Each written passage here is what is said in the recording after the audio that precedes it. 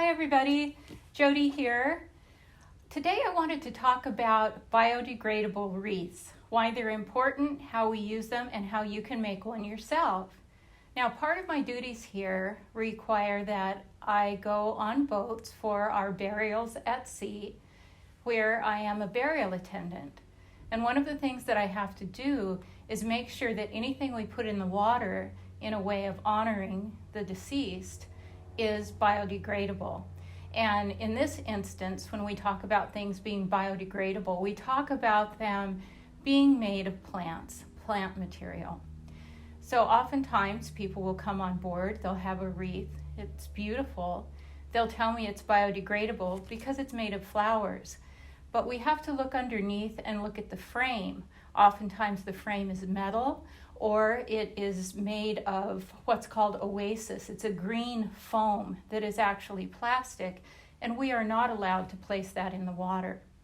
So we thought it would be a good idea to let you know what the rules are, what we prefer, and what the EPA allows, and how you can make your own. Now, we really encourage family involvement, and one of the ways that you can involve the entire family, and especially children, is to create a biodegradable wreath for your burial at sea. So we're going to talk about how to go from this to this. This is a wreath that I made today. And I used both store-bought flowers as well as flowers from my own garden. Oftentimes people, like myself, have certain attachments to flowers, and if you can incorporate those into a wreath, it becomes much more meaningful. So let's get started. I'm going to talk about some of the supplies. First off, you need a base. Sometimes you can find bases that say they're made of straw, but the straw is actually wrapped around a wire base, so that would not be allowed to go in the water on our burial at sea. What I did is I just simply went to Michael's and picked up a grapevine wreath. Now, if you take a look at this, you can see that it has vines going in a circular direction, and then it also has these vines that are wrapped around. I look for something that has as many of these binding vines as you can find, because that's very important when you're anchoring your flowers to the wreath. Now, I also have some other things here that may come in handy. You don't have to use them, but they are allowed. I have cotton string. I have Elmer's school glue. It's non-toxic, so that's something that's allowed. Glue guns, any type of plasticized or epoxy adhesive, that is not allowed. Clothespins, in case you want to adhere something. Sometimes it helps to clamp it down, and these are really handy. Tweezers, very important. Clippers for your flower stems, and scissors. So I'm going to talk about how I did this one and a little bit about the flowers that I chose. Now, to begin with, I love lavender. It represents serenity and calmness, and I have a huge lavender plant. So I brought some lavender. This is actually a California native plant, which is called sea lavender, and with the connection with the ocean and lavender, it's one of my favorites. I also brought some sage. Sage for Indian people is the white sage. This is a black sage, is used for cleansing an area, removing negativity, and also for protection on a journey, which is always a good idea when someone is taking their spirit journey.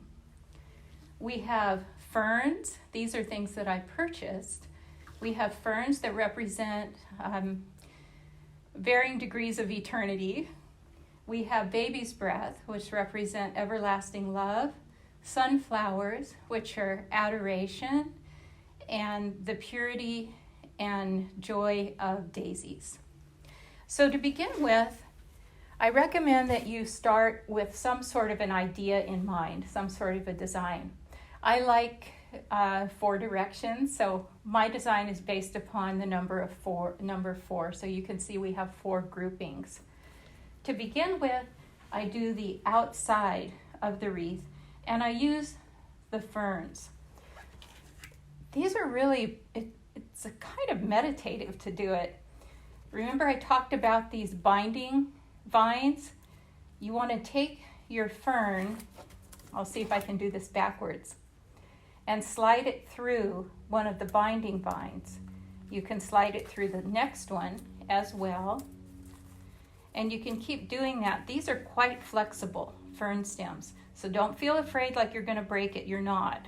If you do break it, just tuck the end in into the base. So if you put it through the 3 binding vines and you pull it down, you'll see how you start to get a backdrop, which is what I've done here around the entire wreath. After you finish that, I went ahead and because I wanted to anchor my design with the sunflowers, I put the sunflower in. I'm going to go ahead and add another piece of fern here just so you can get a little better idea.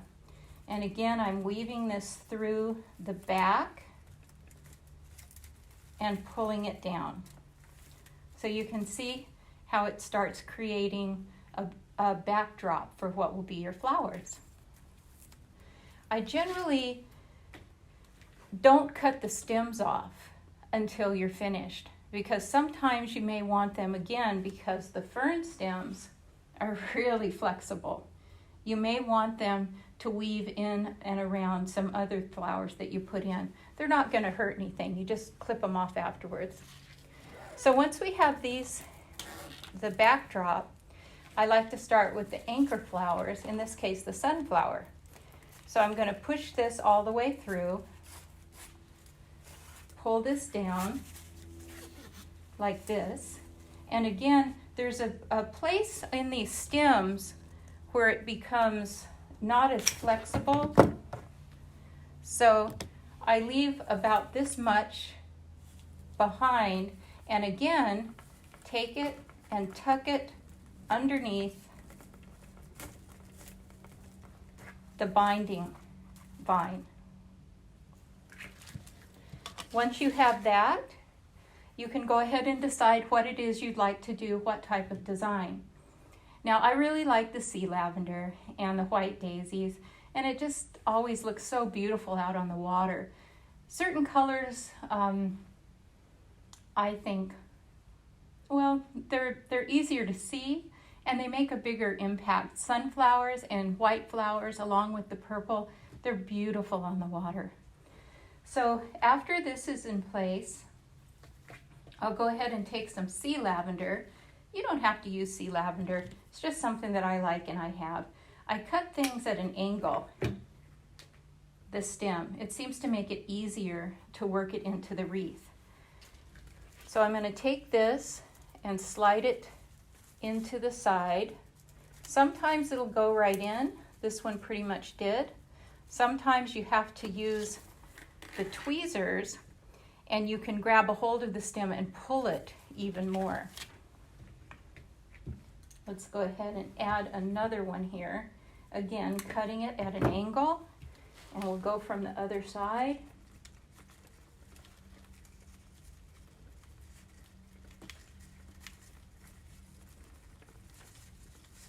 And slide that in. So you can see it's starting to kind of take place.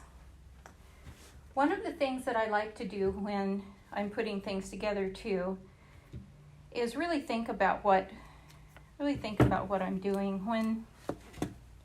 When you make something yourself and you're making it with the intention of honoring your loved one, it has much more meaning and becomes more beautiful because of that. So I like to think about what I'm doing and include, in this case, calmness for the lavender.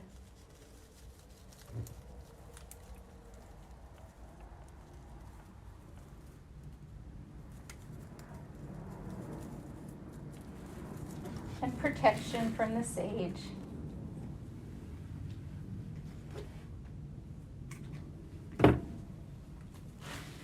Now one thing that's really helpful is if you take your scissors and say you want to have a piece of sage here, but the wreath, the vines in the wreath are too close together, you can work your scissors in and turn it.